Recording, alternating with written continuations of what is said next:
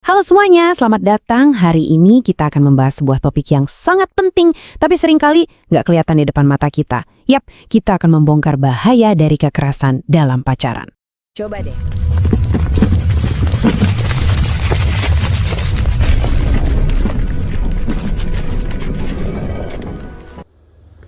Assalamualaikum warahmatullahi wabarakatuh. Ketemu lagi dengan saya Samsudin Simau. Belum lama ini kawan-kawan kita di Makassar, khususnya mahasiswa dari program studi kesejahteraan sosial dan pemberdayaan masyarakat Islam, ini bekerja sama dengan Yayasan Pak Taumi atau YAPTAU di Makassar. Itu mereka membahas tentang bahaya kekerasan seksual pada perempuan dan anak. Nah, ini merupakan seri diskusi. Nah, di bagian lain mereka juga mendiskusikan tentang bahaya kekerasan dalam pacaran. Nah, ini anak muda, kawan-kawan mahasiswa, anak muda, ini menarik untuk disimak ya. Halo semuanya, selamat datang. Hari ini kita akan membahas sebuah topik yang sangat penting, tapi seringkali nggak kelihatan di depan mata kita. Yap, kita akan membongkar bahaya dari kekerasan dalam pacaran. Coba deh, tanyakan ini pada diri sendiri. Mungkin kedengarannya simpel ya, tapi jawabannya bisa jadi jauh lebih rumit. Kenapa? Karena apa yang kita lihat di permukaan seringkali bukan cerita yang sesungguhnya. Kalian pasti sering lihat kan di media sosial, pasangan yang kelihatannya relationship goals banget, foto-foto mesra, caption yang manis-manis, tapi apa yang terjadi saat kamera mati? Nah, itu seringkali jadi cerita yang sama sekali berbeda. Oke, mari kita mulai kupas satu persatu. Kita mulai dari bahaya yang nggak kelihatan ini. Masalah yang tersembunyi, yang sering banget nggak disadari, bahkan oleh korbannya sendiri atau orang-orang terdekatnya.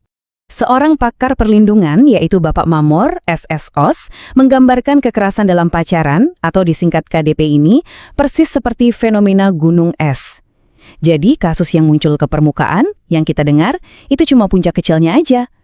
Masalah yang jauh lebih besar dan mengerikan justru tersembunyi di bawahnya. Nah, untuk benar-benar ngerti apa sih yang ada di bawah permukaan itu, kita perlu dengerin langsung peringatan dari seorang ahli yang udah sering banget menangani kasus-kasus kayak gini di lapangan. Ya, ini dia, Bapak Makmur SSOS. Pengalaman beliau di tim reaksi cepat itu bukan sekedar teori loh, tapi ini adalah realitas pahit dari KDP yang beliau saksikan sendiri, langsung di depan mata. Satu hal yang krusial banget buat kita pahami, kalau kita ngomongin kekerasan, itu bukan cuma soal pukulan atau tamparan. Pak Makmur mengidentifikasi banyak banget bentuknya, mulai dari kekerasan seksual dan fisik, sampai yang lebih nggak kelihatan, kayak kekerasan psikis, penelantaran, bahkan kekerasan gender online. Contohnya, menyebarkan foto atau video pribadi tanpa izin. Dan dengerin deh kutipan dari beliau ini. Ini benar-benar harus bikin kita waspada. Hampir semua kampus umumnya mengalami jenis kekerasan ini.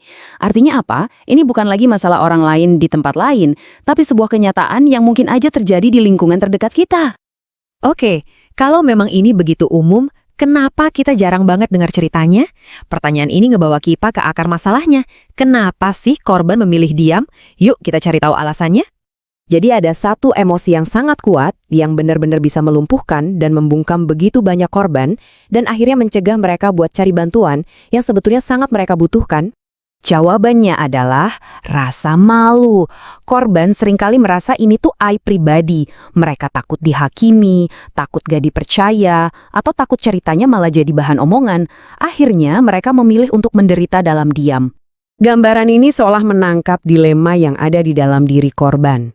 Seperti yang ditekankan sama Pak Makmur, ada pertarungan batin antara rasa malu yang melumpuhkan di satu sisi, dan di sisi lain ada kebutuhan mendesak buat berani bicara demi keselamatan diri sendiri. Oke, kita udah paham masalahnya dan kenapa hal ini terus tersembunyi. Sekarang, ini yang paling penting. Gimana caranya kita bisa keluar dari siklus berbahaya ini?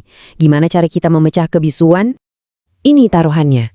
Setiap kasus yang gak dilaporkan, itu sama aja ngasih lampu hijau buat pelakunya untuk ngelakuin hal yang sama lagi dan lagi. Diam itu gak melindungi korban, justru sebaliknya, melanggengkan kekerasan. Diam adalah teman baik bagi pelaku. Berdasarkan saran dari para ahli, ada 3 langkah praktis sebagai jalan keluar. Pertama, kenali tanda-tanda bahayanya. Kedua, pahami dan tanamkan di dalam diri bahwa kontrol dan kekerasan itu bukan bentuk cinta.